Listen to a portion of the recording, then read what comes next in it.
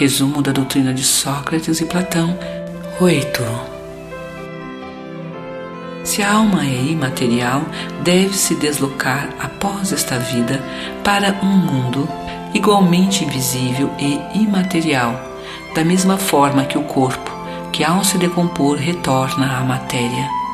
O que realmente importa é bem distinguir a alma pura, verdadeiramente imaterial, que se alimenta como Deus, de ciência e de pensamentos, da alma mais ou menos manchada de impurezas materiais que a impede de se elevar em direção ao divino e que a mantém nos lugares de sua estadia terrestre.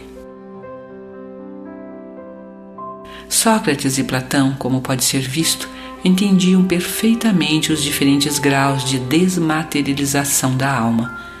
Eles insistiam sobre a diferença de situação que resulta para elas do estado mais ou menos pura de cada uma. O que eles diziam por intuição, o Espiritismo prova através de numerosos exemplos que são colocados aos nossos olhos. Céu e Inferno, segunda parte. Resumo da doutrina de Sócrates e Platão. 9. Se a morte fosse a dissolução completa do homem, isto seria um ganho enorme para os maus, após sua morte, ao se verem livres ao mesmo tempo de seus corpos, de suas almas e de seus vícios. Aquele que prover a alma não de ornamentos estranhos, mas com o que lhe é próprio, só esse poderá aguardar tranquilamente a hora da sua partida para o outro mundo.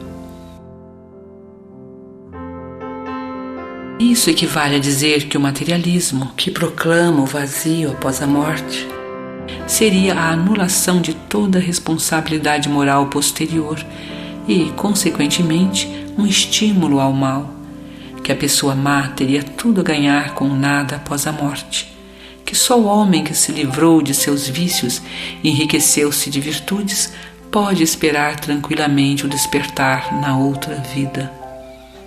O Espiritismo nos mostra, pelos exemplos que nos coloca diariamente diante dos olhos, quanto é penoso para os maus a passagem de uma vida a outra e a entrada na vida futura.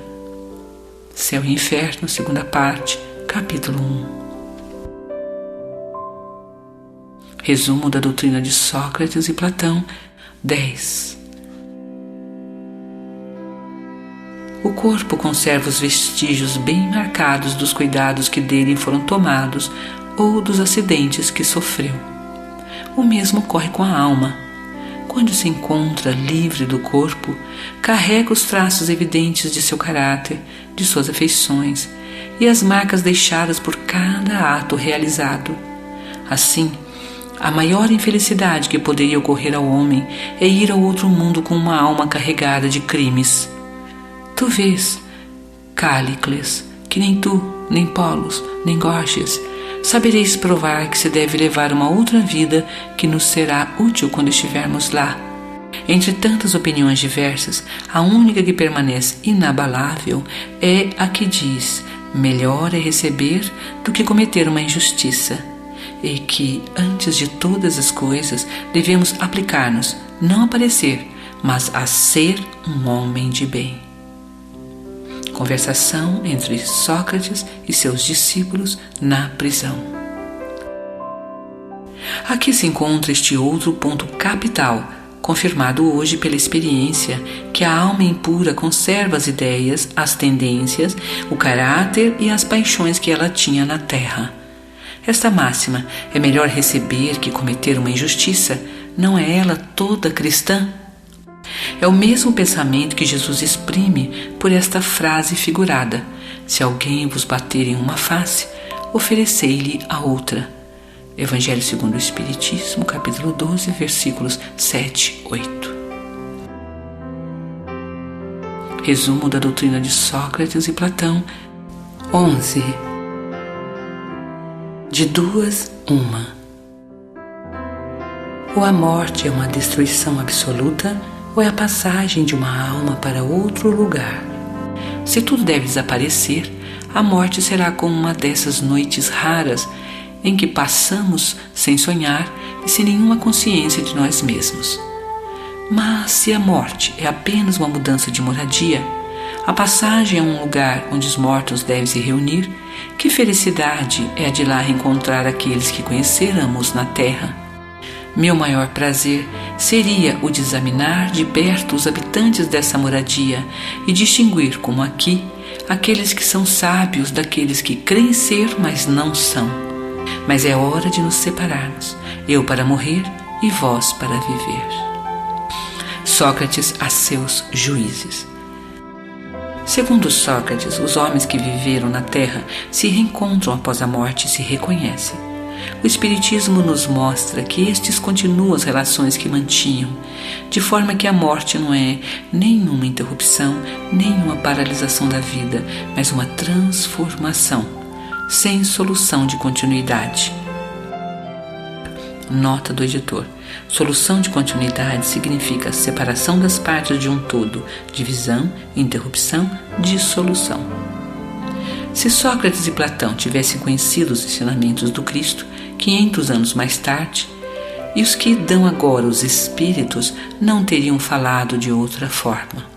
Isso não deve surpreender, se considerarmos que as grandes verdades são eternas e que os espíritos avançados deviam conhecê-las antes de vir à Terra, para onde eles a trouxeram. Que Sócrates, Platão e os grandes filósofos de seu tempo poderiam estar mais tarde entre aqueles que secundaram o Cristo em sua divina missão e que foram escolhidos precisamente porque eram, mais que outros, capacitados para compreender seus sublimes ensinamentos.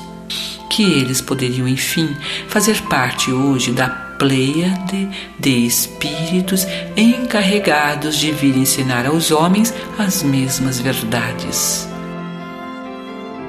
Resumo da doutrina de Sócrates e Platão 12. Não se deve jamais retribuir injustiça com injustiça, nem fazer o mal a ninguém, qualquer que seja o mal que nos tenham feito. Poucas pessoas, no entanto, admitirão este princípio, e as pessoas que discordam a esse respeito devem se desprezar umas às outras. Não é esse o princípio da caridade que nos ensina a não retribuir o mal com o mal e a perdoar nossos inimigos? Resumo da doutrina de Sócrates e Platão 13. É pelos frutos que se reconhece a árvore. É necessário qualificar cada ação segundo o que ela produz. Chamá-la de má quando der origem ao mal e boa quando originar o bem. Este ensinamento é pelos frutos que se reconhece a árvore. Encontra-se repetido textualmente várias vezes no Evangelho.